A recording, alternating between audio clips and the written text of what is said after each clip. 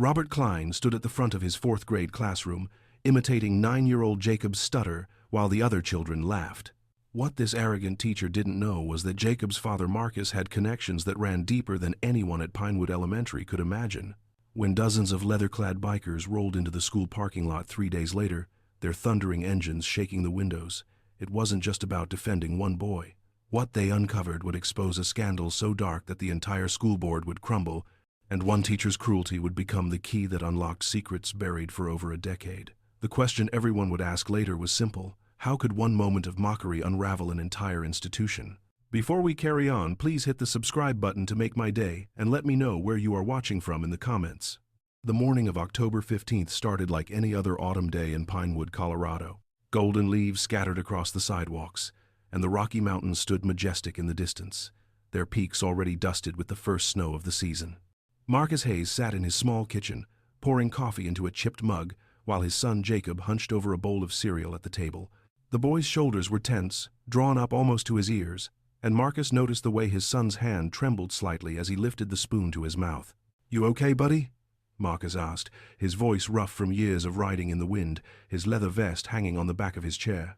At 42, Marcus had spent the better part of 2 decades with the Hells Angels, working as a mechanic and riding with brothers who understood loyalty in ways most people never would. His arms bore tattoos that told stories of roads traveled and bonds forged, but nothing mattered more to him than the quiet 9-year-old sitting across from him. Jacob nodded without looking up, but Marcus knew his son well enough to recognize the lie. Ever since Jacob had started 4th grade 6 weeks ago, something had changed. The boy who used to chatter excitedly about dinosaurs and space exploration had grown quieter, more withdrawn. Marcus had attributed it to the normal adjustment of a new school year, a new teacher, new classmates, but watching Jacob now, seeing the anxiety written in every line of his small body, Marcus felt a knot of worry tightening in his chest. "School's going all right?" Marcus pressed gently, sitting down across from his son. The kitchen was small but clean, the walls decorated with crayon drawings Jacob had made over the years. Photos of Marcus and Jacob on various motorcycles lined one shelf, memories of road trips and rallies, of a father doing his best to raise a son alone after Jacob's mother had left when the boy was just 2 years old. "It's fine," Jacob stammered, and Marcus saw his son's face flush red with frustration at his own speech. The stutter had appeared about a year ago, gradually at first, then becoming more pronounced. The speech therapist they'd been seeing twice a week said it was common in children, that with patience and support, most kids grew out of it. But Marcus had noticed it getting worse lately, and he wondered if stress at school might be the cause. Marcus reached across the table and gently squeezed his son's shoulder. "You know you can tell me anything, right? If something's bothering you at school, if someone's giving you a hard time, I need to know about it." Jacob's eyes, the same deep brown as his father's, finally met Marcus's gaze, and in that moment, Marcus saw something that made his heart sink. Fear. His 9-year-old son was genuinely afraid, and the protective instinct that had guided Marcus through countless bar fights and road confrontations flared to life. But he kept his voice calm, his expression open and encouraging. "Mr. Klein is just," Jacob started, then stopped, his face crumpling in frustration. He took a deep breath, the way the speech therapist had taught him. "He's strict, that's all." Marcus wanted to push, wanted to demand the full truth, but he also knew his son needed to come to him in his own time. "All right, buddy, but remember, you can always talk to me. Always." He glanced at the clock on the microwave. 7:45. "We better get going or you'll be late." The drive to Pinewood Elementary took 12 minutes through quiet suburban streets lined with maple trees. Marcus drove his truck rather than his Harley on school mornings, a concession to practicality, and Jacob's backpack full of books. As they pulled into the drop-off lane, Marcus noticed the way Jacob's hands gripped his backpack straps, knuckles white with tension. "Have a good day, Jake," Marcus said, leaning over to ruffle his son's dark hair. "I love you." "Love you too, Dad," Jacob replied, and then he was gone, disappearing into the stream of children flowing through the school's front doors. Marcus watched until he couldn't see his son anymore, that nagging worry still gnawing at him. Something wasn't right, and every instinct he'd honed over years of reading people and situations told him that whatever was happening at Pinewood Elementary was bigger than Jacob was letting on. Marcus pulled out of the parking lot and headed toward the garage where he worked, a small independent shop that specialized in motorcycle repairs.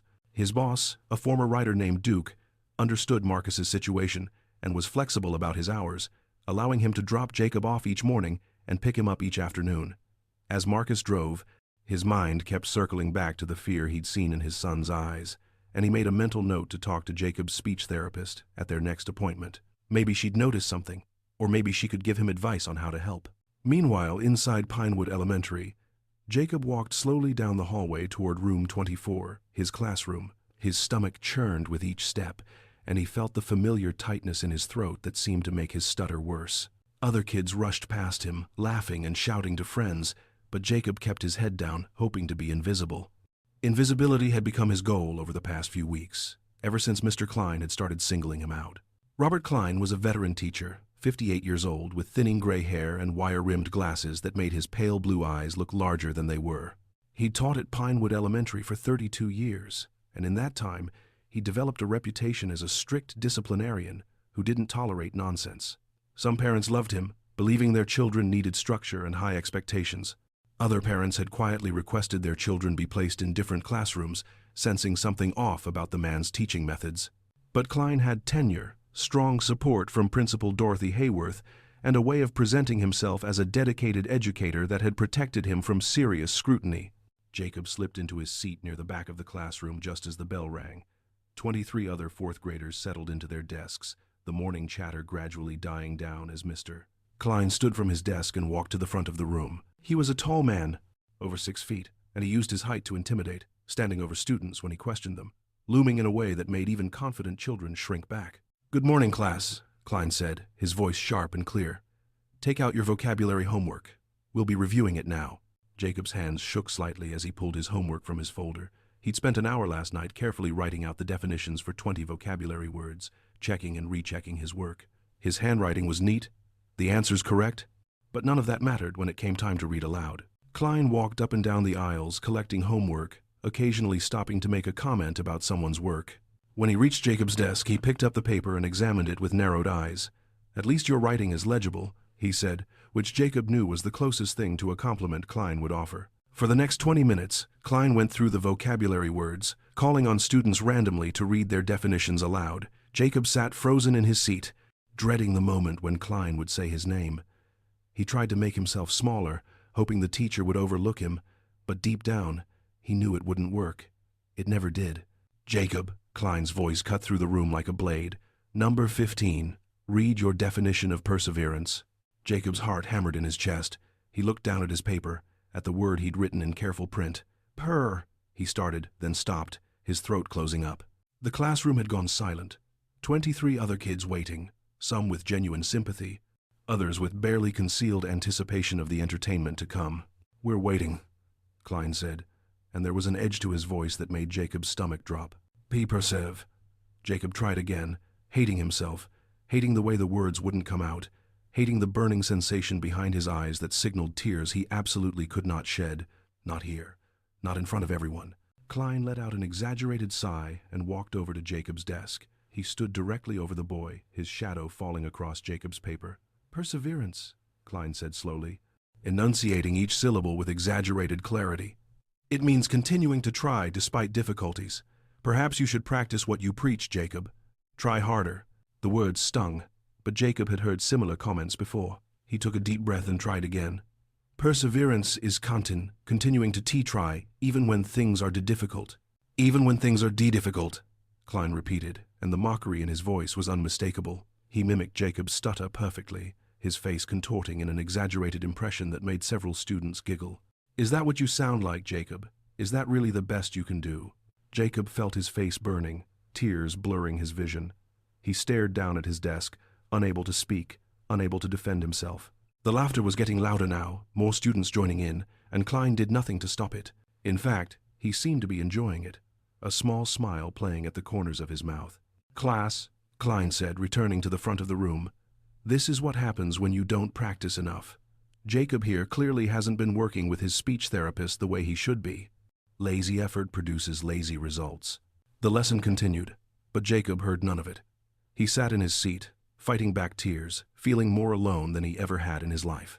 At 9 years old, he didn't have the words to understand that what Klein was doing was abuse, that a teacher mocking a student's disability was not only cruel but illegal. All Jacob knew was that he hated school, hated Mr. Klein, and hated himself for not being able to speak normally.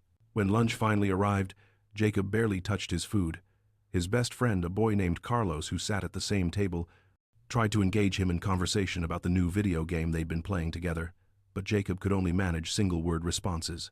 The humiliation of the morning clung to him like a wet blanket, heavy and suffocating. "Don't listen to Klein," Carlos said quietly, glancing around to make sure no teachers were nearby. "My sister had him 3 years ago, and she said he's just a mean old man. He picks on somebody different every year." This information, meant to be comforting, only made Jacob feel worse. If Klein picked on someone every year, if this was a known pattern, why did nobody stop him? Why did the other teachers let it happen? Why did Principal Hayworth, who was always talking about Pinewood being a safe and welcoming environment, allow a bully to teach in her school? The rest of the day passed in a blur. Jacob kept his head down during afternoon classes, grateful that Klein seemed to have moved on to tormenting other students. In science class, their regular teacher, Mrs. Rodriguez, was kind and patient, never mocking anyone for struggling with difficult concepts. In art class, Mr. Patel encouraged creativity and praised effort. These teachers reminded Jacob that not all adults were cruel, but it didn't erase the damage Klein had done that morning. When the final bell rang at 3:15, Jacob practically ran from the building. He spotted his father's truck in the pickup line and felt a wave of relief wash over him. Marcus represented safety, home, a place where Jacob didn't have to be afraid of speaking. Marcus noticed immediately that something was wrong. His son's eyes were red-rimmed, and he had the defeated posture of someone who'd been beaten down. "Rough day?" Marcus asked as Jacob climbed into the truck. "It was fine," Jacob lied, buckling his seatbelt and staring out the window. Marcus wanted to press, but he also recognized when his son needed space. They drove home in silence, and once there, Jacob went straight to his room, claiming he had homework to do. Marcus stood in the hallway outside his son's closed door, listening to the sounds of quiet crying, and felt a helpless rage building in his chest. Someone was hurting his boy, and he didn't know how to fix it. That evening, Marcus tried to coax information out of Jacob over dinner, but his son remained tight-lipped. It wasn't until bedtime, when Marcus was tucking Jacob in, that the boy finally spoke. "Dad." Jacob's voice was small in the darkness of his bedroom, illuminated only by a nightlight shaped like a motorcycle. "Yeah, buddy? Do you think there's something wrong with me? Because I can't talk right." Marcus felt his heart break. He sat down on the edge of Jacob's bed and pulled his son into a tight hug. "Listen to me, Jake. There is absolutely nothing wrong with you. You have a stutter. Lots of people stutter. It doesn't make you less smart, less brave, or less anything. It's just a thing. Like how Dad has this scar on his arm from when he wiped out on his bike when he was 16. It's part of you, but it's not all of you, and it definitely doesn't define your worth." Jacob was crying now, really crying, and the words came tumbling out between sobs. "Mr. K. Klein made fun of me in front of everyone. He tea-talked like me and everyone laughed. He said I'm lazy and I don't practice enough. But I do, Dad, I really do. I try so hard, but the words just won't come out right." Marcus held his son and felt a cold fury settle over him like ice. Someone had mocked his child, had humiliated a 9-year-old boy for a speech impediment, had made Jacob question his own worth. And it wasn't some random kid on the playground. It was a teacher, an adult who was supposed to protect and nurture students, not tear them down. "That should never have happened," Marcus said, his voice steady despite the anger coursing through him. "What Mr. Klein did was wrong, Jake. It was cruel and unacceptable, and I promise you, I'm going to make sure it doesn't happen again." "Please don't make it worse," Jacob begged, gripping his father's shirt. "If you complain, he'll be even meaner to me." Marcus understood his son's fear, but he also knew that bullies only got worse when they faced no consequences. "I'm going to handle this the right way," he promised.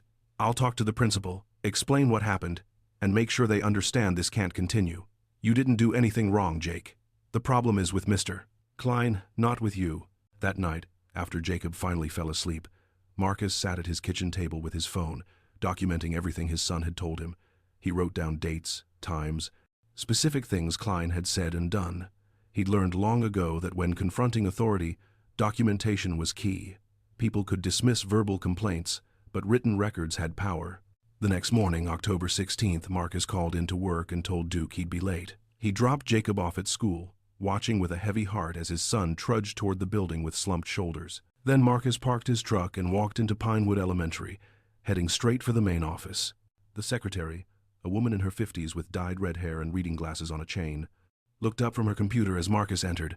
Her eyes flickered over his appearance, taking in his leather vest, his tattoos, his boots, and Marcus saw her expression shift from polite to wary. "Can I help you?" she asked, her tone suggesting she'd rather not. "I need to speak with Principal Hayworth," Marcus said, keeping his voice calm and professional. "It's regarding my son, Jacob Hayes, and an incident with his teacher." "Do you have an appointment?" "No, but this is urgent." The secretary pursed her lips. "Principal Hayworth is very busy. I can schedule you for next week.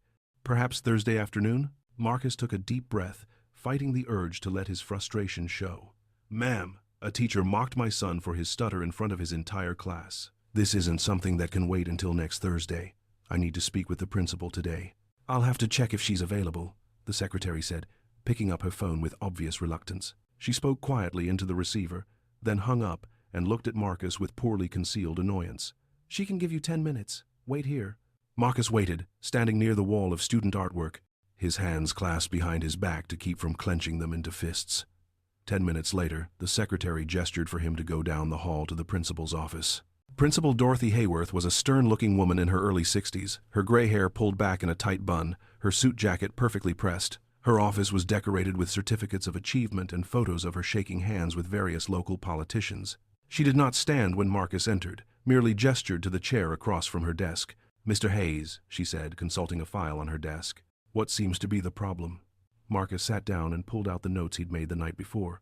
"My son Jacob is in Mr. Klein's 4th grade class. Yesterday morning, Klein called on Jacob to read aloud, and when Jacob stuttered, Klein mocked him in front of the entire class. He imitated my son's stutter and made fun of him, which caused the other students to laugh. This is completely unacceptable behavior from a teacher." Hayworth's expression didn't change. "Mr. Klein is one of our most experienced educators. He's been teaching here for over 3 decades and has an excellent track record. Are you certain you have all the facts? Children sometimes misinterpret things." The dismissive tone set Marcus's teeth on edge. "My son came home in tears. He told me exactly what happened, and he had no reason to lie. Klein mocked his disability in front of his peers." "That's not a misinterpretation. That's abuse." "That's a very strong word, Mr. Hayes," Hayworth said, her voice cooling. "Mr. Klein employs strict teaching methods, yes, but they're designed to push students to do their best. Perhaps your son simply needs to practice more with his speech therapist." Marcus felt his control slipping. "My son practices constantly. He works harder than any 9-year-old should have to just to speak. And he doesn't need a teacher humiliating him for something he can't control. What Klein did violates federal disability laws. It's discrimination, and if it happened the way Jacob described, which I have no doubt it did, then Klein should face serious consequences." Hayworth leaned back in her chair, her eyes hardening. "Mr. Hayes, I understand you're upset, but you need to understand something as well. Mr. Klein has the full support of this administration. If there were any validity to these allegations, surely other parents would have complained. The fact that they haven't suggests that your son may be, shall we say, exaggerating. Are you calling my son a liar?" "I'm suggesting that children sometimes seek attention in various ways. Jacob has a speech impediment, which I'm sure is frustrating for him. Perhaps he's using it to garner sympathy, or perhaps he's simply very sensitive and took Mr. Klein's instructional methods the wrong way." Marcus stood up, his chair scraping loudly against the floor. "This conversation is over, but let me be very clear, Principal Hayworth. If my son comes home upset about Klein's behavior again, I won't be coming back here for a polite conversation. I'll be filing formal complaints with the school board, the superintendent, and every disability rights organization I can find. Klein's behavior is unacceptable, and your refusal to address it makes you complicit."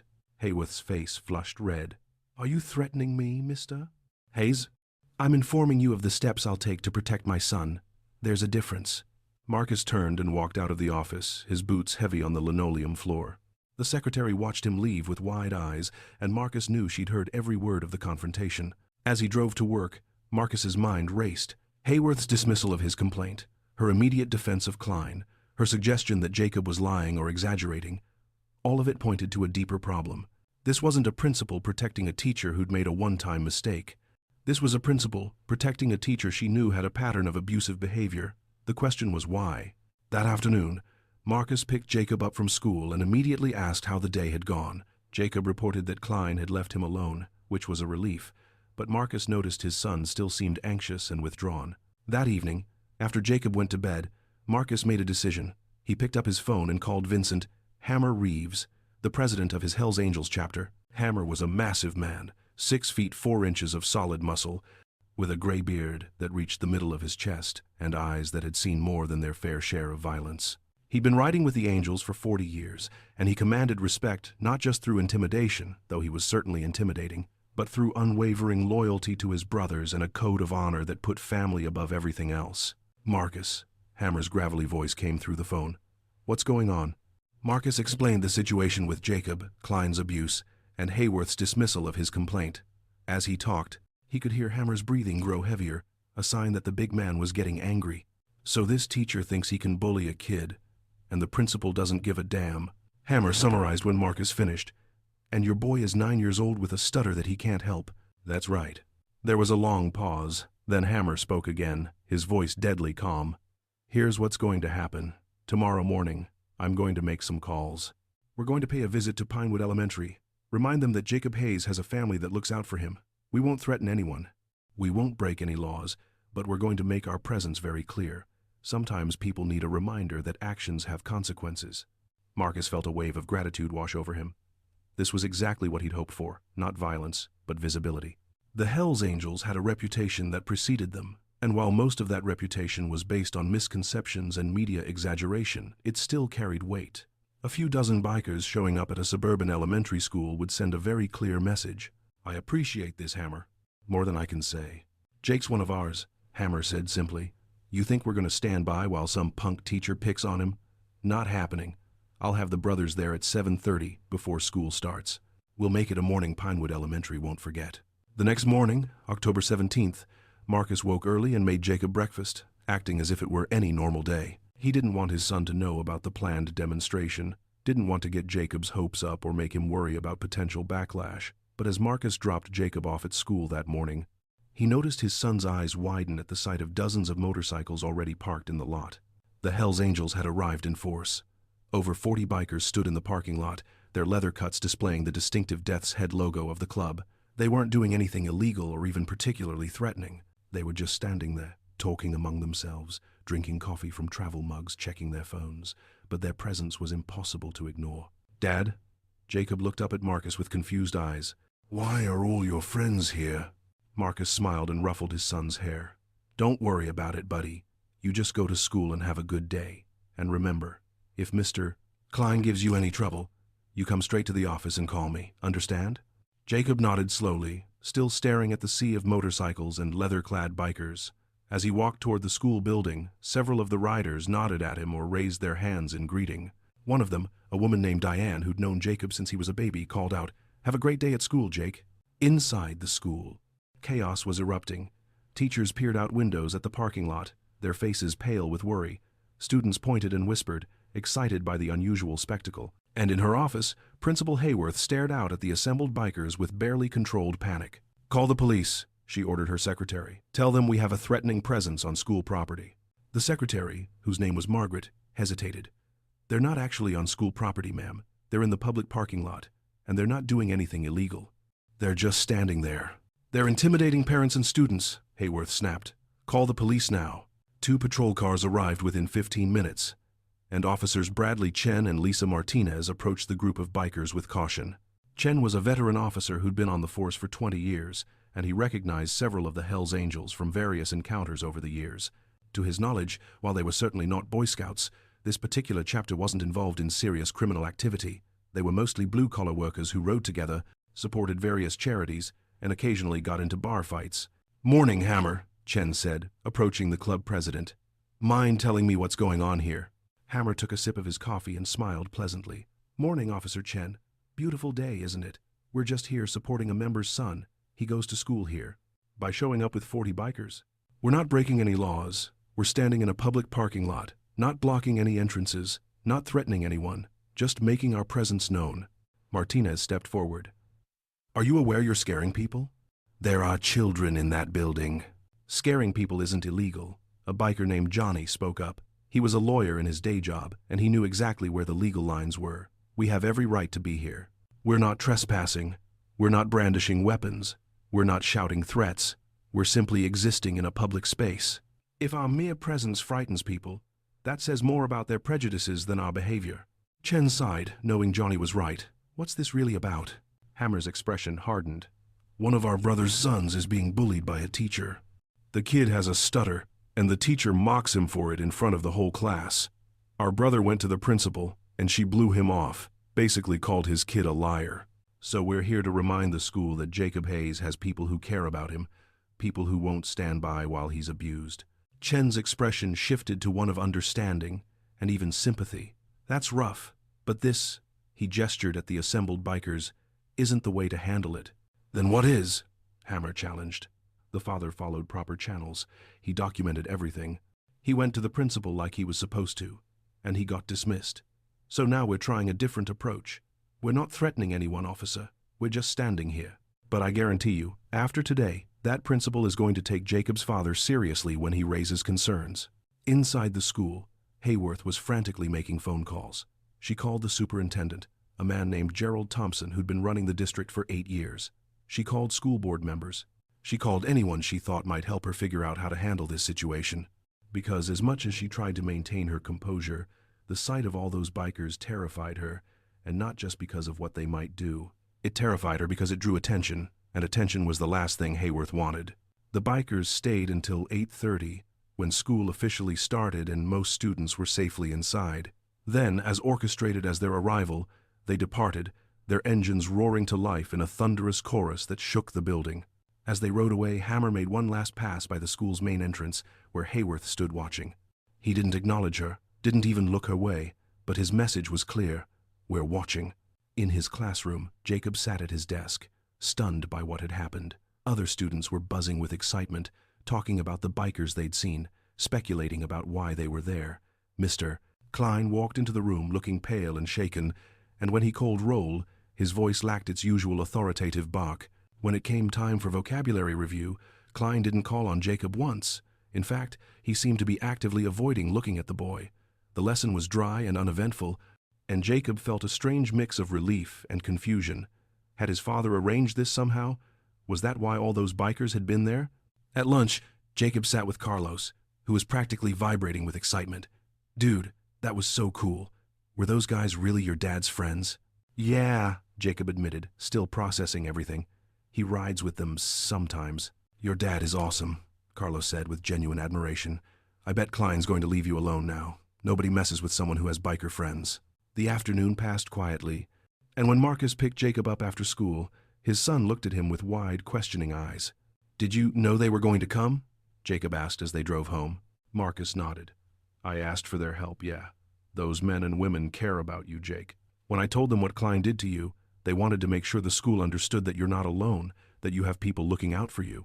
"Is Mr. K. Klein going to be mad?" "I don't know, buddy. But here's the thing. Even if he is mad, he's not going to take it out on you. Not anymore. Because now he knows that if he does, he'll have to answer for it." That evening, Marcus received a call from Superintendent Thompson, who requested a meeting the following day. Marcus agreed, curious about what the district's top administrator wanted to discuss. The next morning, he drove to the Central Administration Building, a modern glass structure that stood in sharp contrast to the aging elementary school his son attended. Thompson's office was large and professionally decorated, with diplomas on the wall and photos of him with various dignitaries. The superintendent himself was a tall, thin man in his late 50s with wire-rimmed glasses and graying hair. He stood when Marcus entered and extended his hand. "Mr. Hayes, thank you for coming. Please sit down." Marcus shook his hand and sat, waiting to see how this would play out. Thompson sat across from him and folded his hands on his desk. "I want to start by saying that yesterday's, shall we call it demonstration, was inappropriate. While I understand you're concerned about your son, mobilizing a biker gang to intimidate school staff is not an acceptable way to address your concerns. First," Marcus said calmly, "they're a motorcycle club, not a gang. Second, they didn't intimidate anyone. They stood in a public parking lot and exercised their First Amendment rights. Third, I tried addressing my concerns through proper channels, and Principal Hayworth dismissed them. She implied my son was lying or exaggerating, and she made it clear she had no intention of investigating my complaint. So yes, I sought help from my community. If the school district doesn't like that, perhaps they should try actually listening to parents when we raise legitimate concerns." Thompson's jaw tightened, but he nodded. "Point taken. I've reviewed your complaint, and I've also spoken with Principal Hayworth. She maintains that there's no evidence Mr. Klein behaved inappropriately." "Of course she does. She already made it clear she's protecting him." "Be that as it may, Thompson continued, I can't take action against a teacher based solely on one student's claim. However, I can assure you that going forward, we'll be monitoring the situation closely. I'm also willing to move Jacob to a different classroom if you'd prefer. Marcus leaned back in his chair, studying Thompson's face. The man was trying to smooth things over, to make the problem disappear without actually addressing it. Moving Jacob would protect his son, but it wouldn't stop Klein from abusing other students. And something about the whole situation felt off. Why was Hayworth so protective of Klein? Why was Thompson trying so hard to avoid investigating? I appreciate the offer, Marcus said slowly, but moving Jacob sends the message that he did something wrong. That he's the problem. He's not. Klein is. And I find it interesting that you're so reluctant to investigate. Has Klein been accused of this kind of behavior before? Thompson's expression flickered, just for a moment, but it was enough. Marcus had spent years reading people, learning to spot tells and detect lies, and that tiny micro-expression told him everything he needed to know. Klein had been accused before, probably multiple times, and the school had covered it up. I can't discuss personnel matters, Thompson said stiffly. Of course you can't. Marcus stood up. Here's what's going to happen, Mr. Thompson. I'm going to file formal complaints with every appropriate agency. The Office for Civil Rights, the State Department of Education, disability advocacy groups. I'm going to document every interaction my son has with Klein from this point forward. And if I find out that this school district has been covering up a pattern of abuse, I'm going to make sure everyone knows about it. The media, the public, everyone. That sounds like a threat, Mr. Hayes. It's a promise. My son deserves to go to school without being mocked for a disability. Every child deserves that. And if this district won't protect them, I'll find people who will. Marcus left the administration building feeling more determined than ever. Something was very wrong at Pinewood Elementary, something bigger than one teacher's cruelty, and he was going to find out what it was. Over the next 2 weeks, Marcus became a man on a mission. He started by filing a formal complaint with the Office for Civil Rights, detailing Klein's mockery of Jacob's stutter and the school's refusal to investigate. He also filed complaints with the Colorado Department of Education and reached out to several disability rights organizations. Each agency responded with assurances that they would look into the matter, though they warned him that investigations could take months. Meanwhile, at school, Klein had indeed backed off from directly tormenting Jacob, but Marcus noticed that other students in the class seemed stressed and withdrawn. When he picked Jacob up one afternoon, he overheard two mothers talking in the parking lot. I don't understand why they keep Klein, one woman was saying. My daughter had him 2 years ago, and she still has anxiety about school because of how he treated her. I know, the other mother replied. I requested that my son not be placed in his class this year, but they did it anyway. The principal said all the classrooms were full, but I know that's not true. It's like they want certain kids in Klein's room. Marcus's ears perked up at this. He approached the two women, introducing himself and explaining that Jacob was also in Klein's class. The mothers, relieved to find someone who understood their concerns, opened up about their experiences. One woman's daughter had been mocked for her weight. Another child had been punished for asking too many questions. The pattern was clear. Klein targeted vulnerable students, and the school administration did nothing to stop it. Have you complained to the principal? Marcus asked. Both women nodded. We've tried, one said, but Hayworth always defends Klein. She says he's old school, that he pushes students to excel. She makes us feel like we're overreacting. Marcus thanked them for the information and headed home, his mind churning. That evening, he called Hammer and shared what he'd learned. So it's not just Jake, Hammer mused. This Klein guy has been abusing kids for years and the school covers it up. The question is why? What's Klein got on them that makes him untouchable? I don't know, Marcus admitted. But I'm going to find out. The breakthrough came from an unexpected source. 3 days later, Marcus received a call from an unknown number. When he answered, a woman's voice, tight with nervousness, spoke quickly. Mr. Hayes, my name is Ann Fitzgerald. I used to teach at Pinewood Elementary. I heard about what happened with your son and the complaint you filed. I think there are some things you should know about Robert Klein and Dorothy Hayworth. Marcus grabbed a pen. I'm listening. Ann explained that she'd taught at Pinewood for 5 years before leaving in 2015. During her time there, she'd witnessed Klein's abusive behavior toward students multiple times. She'd reported it to Hayworth, who'd dismissed her concerns just as she'd dismissed Marcus's. But Ann had kept digging, and she'd discovered something disturbing. Klein has dirt on Hayworth, Ann said. Back in 2010, there was a scandal involving misuse of school funds. The district was building a new gymnasium, and somehow about $200,000 went missing. There was an investigation, but it never went anywhere. I found some financial records that suggested Hayworth had been involved in funneling that money to a construction company owned by her brother-in-law. The company did substandard work, pocketed the extra money, and the gym ended up costing way more than it should have. And Klein knows about this. Klein was the teachers' union representative at the time. He was privy to a lot of information about the investigation. I think he found evidence of Hayworth's involvement and has been using it as leverage ever since. That's why she protects him. Why she won't investigate complaints against him. He's blackmailing her. Marcus felt adrenaline surge through his veins. Do you have any proof of this? I have some documents I copied before I left. Financial records, emails, that sort of thing. I've been sitting on them for years because I didn't know what to do with them. And honestly, I was afraid. But after what happened with your son, with those bikers showing up, I realized I couldn't stay silent anymore. These documents need to see the light of day. Can you send them to me? Better than that. Can we meet? I want to make sure these get into the right hands, and I want to explain everything so you understand the full scope of what's been happening. They arranged to meet the following afternoon at a coffee shop in Denver, about 30 miles from Pinewood. Marcus drove there with a sense of anticipation mixed with dread. If what Anne was saying was true, the corruption at Pinewood went far deeper than one abusive teacher. Anne Fitzgerald turned out to be a woman in her early 40s with kind eyes and graying brown hair. She sat in a corner booth with a manila envelope in front of her, and when Marcus sat down across from her, she slid it over to him. "Everything I told you on the phone is documented in here," she said quietly. Financial statements showing discrepancies in the gym construction budget, emails between Hayworth and her brother-in-law discussing the project, records of payments that don't add up. It's not smoking gun evidence, not enough to convict anyone, but it's enough to warrant a serious investigation. Marcus opened the envelope and flipped through the documents. Even with his limited understanding of financial records, he could see the irregularities Anne was talking about. Invoices for materials that were never used, payments to companies that didn't seem to exist, budget amendments that shifted money around in confusing ways. "Why didn't you take this to the authorities when you first found it?" Marcus asked. Anne looked down at her coffee cup. Fear, cowardice, pick your poison. Hayworth had a lot of influence in the district, and Klein made it clear that anyone who crossed him would regret it. "I was a young teacher, still on probationary status, and I had student loans to pay. I convinced myself it wasn't my problem, that someone else would deal with it. But over the years, I've watched Klein continue to abuse students, and I've had to live with knowing I could have stopped him and didn't. When I heard about your son, about how you stood up to them, it made me realize I needed to do the right thing, even if it's 9 years too late." Marcus reached across the table and squeezed her hand. "It's not too late. This is exactly what we need. Thank you, Anne.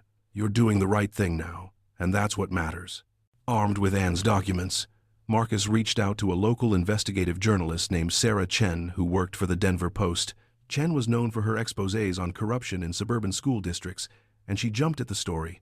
Marcus met with her at a diner in downtown Denver, spreading the documents across the table while Chen took notes and asked pointed questions.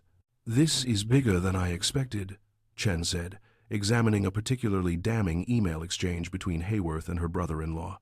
"If these documents are authentic, and I have no reason to believe they're not, we're looking at systematic fraud, breach of public trust, and the abuse of vulnerable children to maintain a cover-up. This is going to shake the entire district." Over the next week, Chen worked tirelessly to verify every detail. She tracked down the construction company that had worked on the gymnasium and discovered it had dissolved 3 years after the project was completed, its assets transferred to a shell corporation that led nowhere. She interviewed former employees of the district who remembered the gym project and its cost overruns. She obtained public records through Freedom of Information Act requests, comparing budget projections with actual expenditures and finding discrepancies that matched Anne's documents perfectly. Chen also reached out to other parents whose children had been in Klein's classes over the years. What she found was heartbreaking. A mother whose daughter had developed severe anxiety after being in Klein's third-grade class talked about how the teacher had mocked the girl's handwriting, making her practice letters at the board while he critiqued every stroke. A father described how his son, who had dyslexia, was called stupid and lazy by Klein despite having a documented learning disability. Another parent shared that her child had been so traumatized by Klein's verbal abuse that they'd needed therapy. "Why didn't you report this?" Chen asked each parent, and the answers were always the same. They had reported it. They'd gone to Hayworth, to the school counselor, to the district office. And every time, they'd been dismissed, told they were overreacting, or informed that Klein was simply holding students to high standards. Some parents had even been accused of being helicopter parents who couldn't handle their children being challenged. Chen compiled all of this information into a comprehensive investigation that went far beyond a single incident of a teacher mocking a student. She documented a pattern of abuse spanning more than 15 years, protected by an administrator who had her own crimes to hide.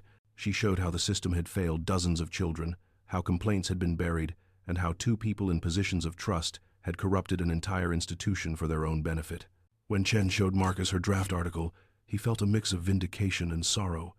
Vindication because finally, after weeks of fighting, the truth was going to come out.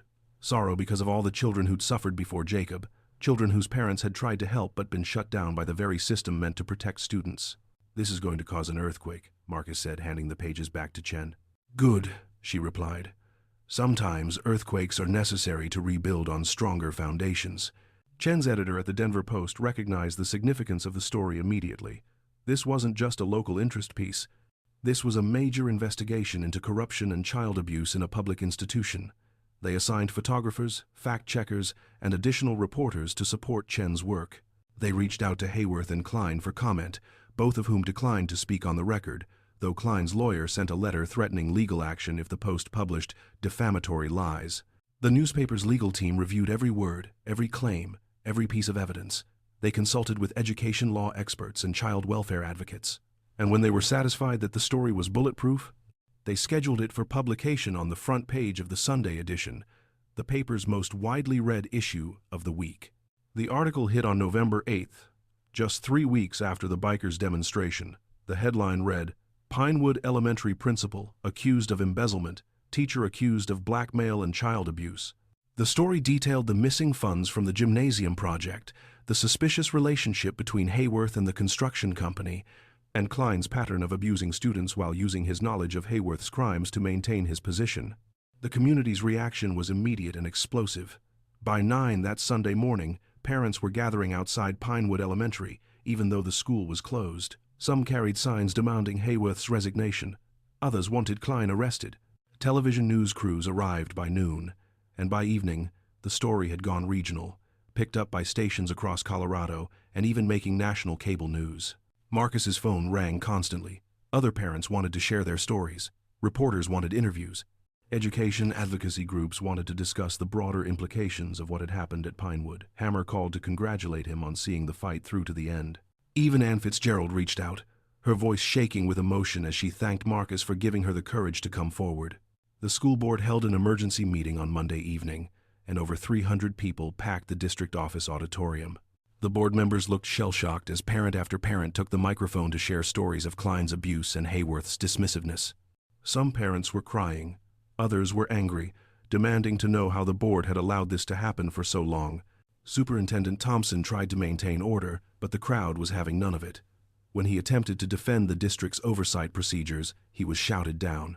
When he suggested that the board had acted as quickly as possible once credible allegations surfaced, parents pointed out that credible allegations had been surfacing for years and had been systematically ignored. One mother, whose daughter had been in Klein's class 8 years earlier, stood at the microphone with tears streaming down her face.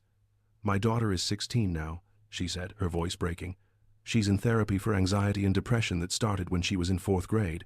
For 8 years, I've blamed myself, wondered if I'd been too soft on her, if I'd failed her somehow. But now I know the truth. She wasn't weak. She was abused by a teacher who should have protected her, and when I tried to help her, I was dismissed by an administrator who was more interested in covering her own crimes than protecting children. How many other families are out there wondering what they did wrong, when the truth is that this district failed them?" The standing ovation that followed lasted nearly 5 minutes. And in that moment, the entire room understood that this wasn't just about money or policy. It was about broken trust, about children who'd been hurt, and about parents who'd been gaslit into thinking they were the problem when they tried to advocate for their kids.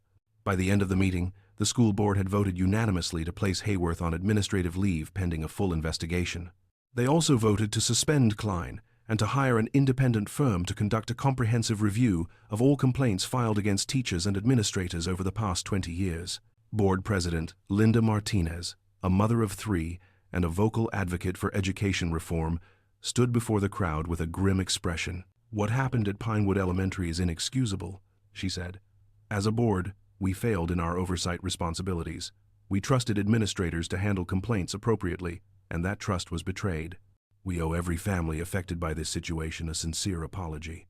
But more than that, we owe them action. We owe them a commitment to rebuilding trust through transparency, accountability, and genuine reform. This ends now. No more sweeping complaints under the rug. No more protecting employees at the expense of students. No more business as usual. The crowd erupted in applause, but Marcus, sitting near the back with Jacob beside him, remained cautious. He'd seen too many officials make promises in the heat of the moment only to backslide once the spotlight moved on. Real change required sustained pressure, continued vigilance, and a willingness to hold people accountable long after the news cameras left.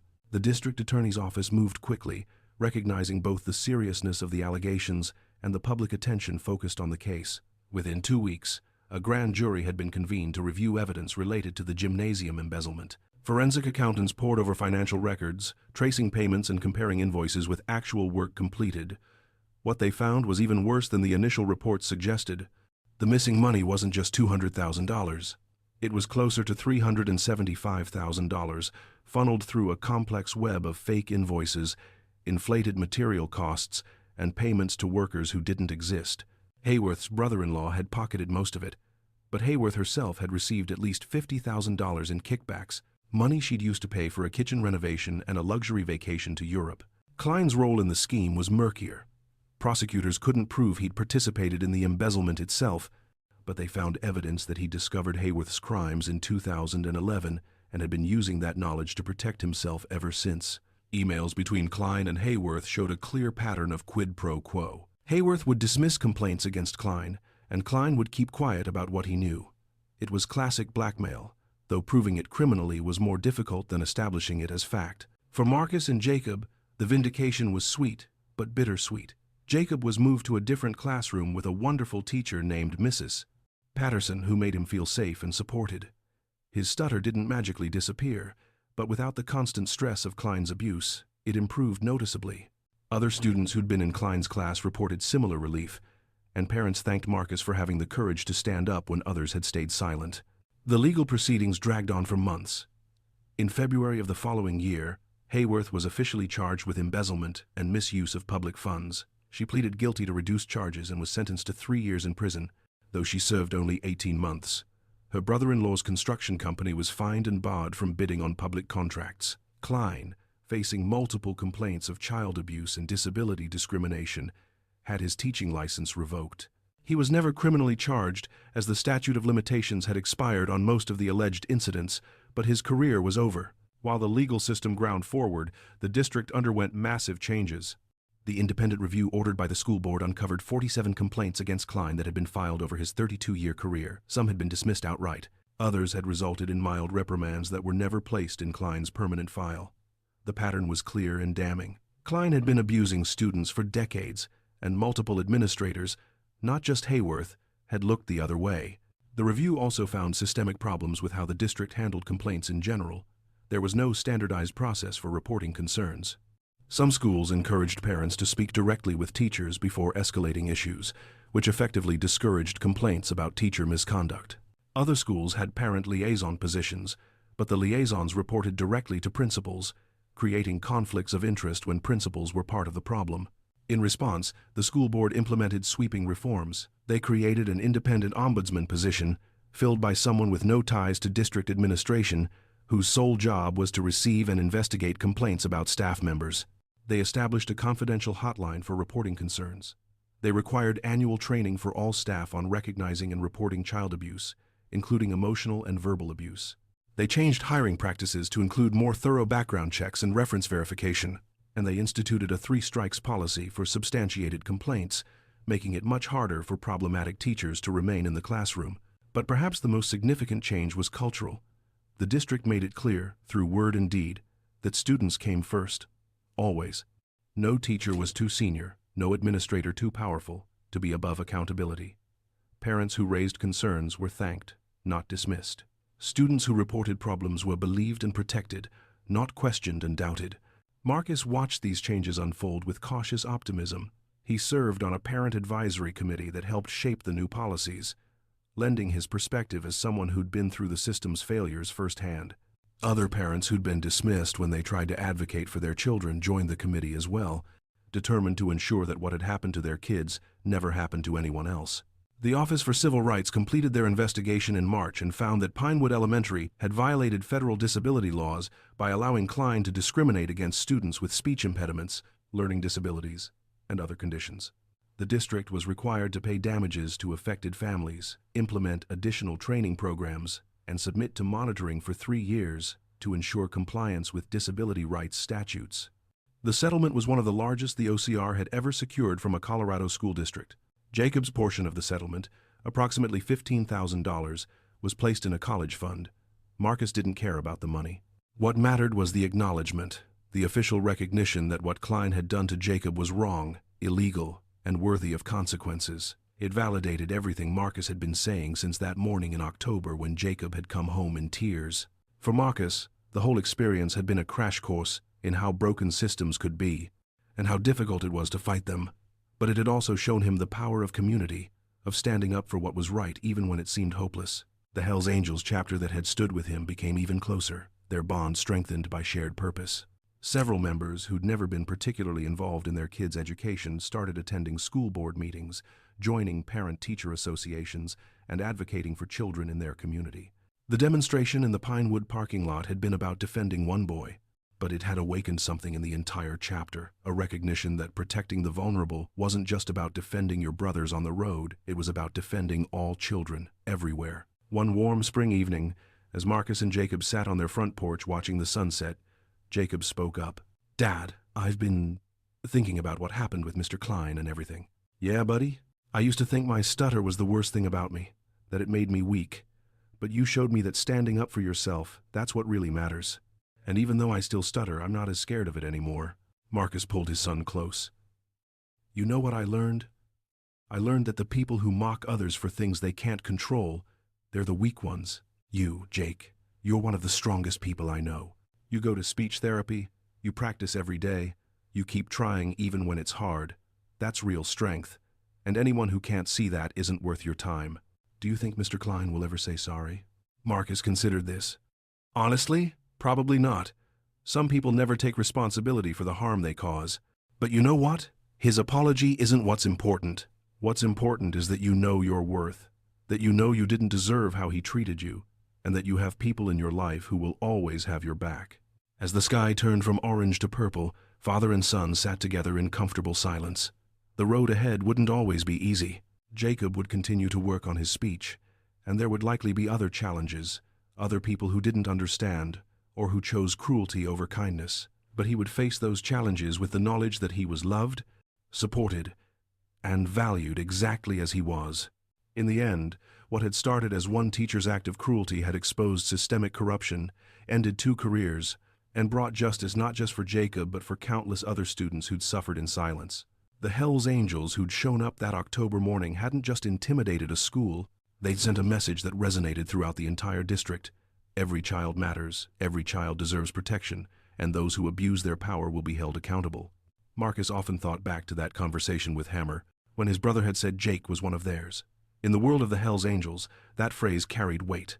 It meant unconditional loyalty, unwavering support, and the promise that you'd never face your battles alone. And while Marcus's brothers wore leather cuts and rode Harleys, their values weren't so different from what any good community should embody. They looked out for each other, they protected the vulnerable, and they stood up to bullies, no matter how powerful those bullies might seem. The following school year, Pinewood Elementary had a new principal, a woman named Dr. Linda Martinez, who'd built her reputation on creating inclusive, supportive learning environments. She implemented new policies to protect students, established an anonymous reporting system for complaints, and made it clear that teacher accountability was a priority. The culture of the school began to change, slowly but surely, as teachers who'd previously felt powerless to challenge Klein's behavior found their voices. Martinez held monthly town halls where parents could voice concerns and ask questions. She instituted a buddy system where new students were paired with established students to help them adjust. She brought in speakers to talk about diversity, inclusion, and emotional intelligence. She redesigned the discipline system to focus on restorative justice rather than punishment. And she personally reviewed every complaint that came through the new reporting system, ensuring that no concern was dismissed without proper investigation. The transformation wasn't easy or quick. Some teachers resented the increased scrutiny, feeling they were being punished for Klein's sins. Some parents remained skeptical, their trust too damaged to be easily rebuilt. But gradually, incrementally, Pinewood Elementary began to feel like a different place. Student surveys showed increased feelings of safety and belonging. Teacher retention improved as the culture became more collaborative and supportive. Test scores rose, though Martinez insisted those were less important than ensuring every child felt valued and respected. Jacob thrived under Mrs. Patterson's guidance. She incorporated his speech therapy goals into classroom activities, celebrated his progress, and created an environment where all students felt safe to participate without fear of mockery. Mrs. Patterson had a gift for seeing past disabilities to the whole child. She recognized that Jacob was incredibly bright, with a particular aptitude for math and science.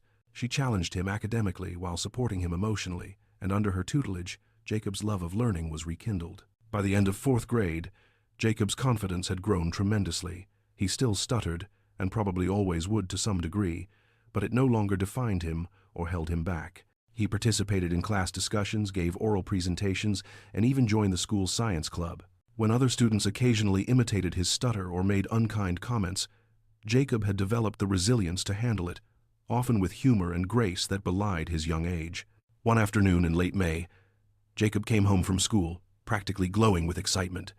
"Dad, Dad," he said, tripping over the words in his eagerness. "Mrs. Patterson nominated me for the science fair. She thinks my project on alternative energy could win." Marcus pulled his son into a hug, his heart swelling with pride. "That's fantastic, buddy. I knew you had it in you." "And Dad?"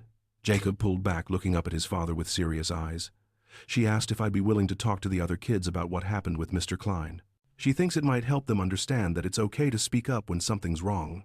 Marcus felt a lump form in his throat. His 9-year-old son, who'd been so traumatized just 7 months earlier, was now being asked to help others find their voice. "How do you feel about that?" Jacob considered the question carefully. "I think I want to do it, because maybe if other kids know what happened to me and how you and the bikers stood up for me, maybe they won't be as scared to tell someone if a teacher is mean to them." "I think that's very brave," Marcus said, "and I'm proud of you for wanting to help others." The presentation happened in early June, during an assembly about bullying and student rights. Jacob stood at the podium in the school gym, his hands gripping the sides tightly, and told his story. He talked about how Klein had made fun of his stutter, how scared and alone he'd felt, and how his dad had refused to let it continue. He talked about the bikers showing up, about how their presence had made him feel protected and valued. And he talked about what he'd learned from the whole experience, that speaking up was hard but necessary, that adults weren't always right just because they were adults, and that having people who believed in you made all the difference. On the last day of school that year, Mrs. Patterson pulled Marcus aside during pickup. "I wanted to tell you," she said, "that Jacob is one of the most courageous students I've ever taught. What he went through would have broken a lot of kids, but he came back stronger. You should be very proud of him." "I am," Marcus said, his throat tight with emotion. "Every single day." As they walked to the truck, Jacob chattering excitedly about summer plans and the swimming lessons he wanted to take, Marcus reflected on how one moment of standing up had changed everything. If he'd accepted Hayworth's dismissal, if he'd quietly moved Jacob to another classroom and said nothing, Klein would still be teaching. Hayworth would still be principal. Other children would still be suffering. But by refusing to back down, by gathering his community around him and fighting for what was right, he'd created change that rippled far beyond his own son. Years later, when Jacob was in high school, he would write a college application essay about that 4th grade year. He would write about his stutter, about Klein's cruelty, and about the morning 40 bikers showed up in the parking lot to defend him. But mostly he would write about his father, about the lesson Marcus had taught him, that your voice matters even when it shakes, and that standing up for yourself and others is always worth it, no matter the cost. The essay would earn Jacob admission to several prestigious universities, and he would eventually study speech pathology, dedicating his career to helping other children with communication disorders. He would think often of Mr.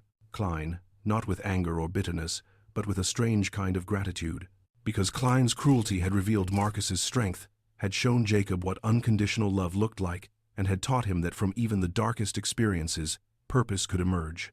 As for Robert Klein, he disappeared from public life after losing his teaching license. Some said he moved to another state, others that he worked odd jobs under the radar, bitter and unrepentant to the end. Dorothy Hayworth, after serving her time, became something of a cautionary tale in education administration circles, a reminder of how corruption, even small-scale financial crimes, could poison entire institutions.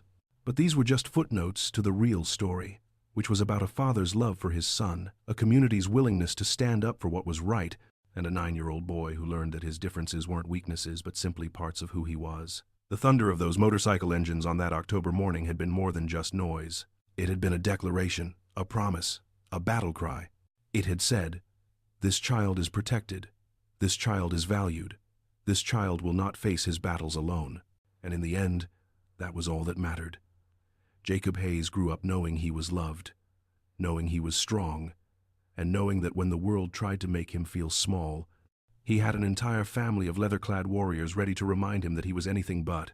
The lesson Klein had tried to teach, that stuttering made Jacob less than, had been thoroughly overwritten by the lesson Marcus and the Hells Angels had demonstrated, that courage, community, and standing up for the vulnerable were the qualities that truly defined a person's worth. The story of Pinewood Elementary became local legend, whispered about in PTA meetings and teacher lounges across the district. It became a reminder that parents had power, that communities could create change, and that sometimes the most unlikely heroes showed up on Harleys, wearing leather cuts and carrying decades of loyalty in their hearts. Most importantly, it became a testament to the idea that no child should ever have to face cruelty alone, and that when good people stand together, even the most entrenched systems of abuse can be dismantled. As the sun set on that chapter of their lives, Marcus and Jacob moved forward, stronger for what they'd endured, closer for the battle they'd fought together, and wiser for the lessons they'd learned about justice, courage, and the unbreakable bonds of family. The road stretched out before them, full of promise and possibility, and they rode it together, father and son, knowing that whatever challenges lay ahead, they would face them the same way they'd faced Robert Klein and Dorothy Hayworth, with truth, with courage, and with an unwavering commitment to standing up for what was right.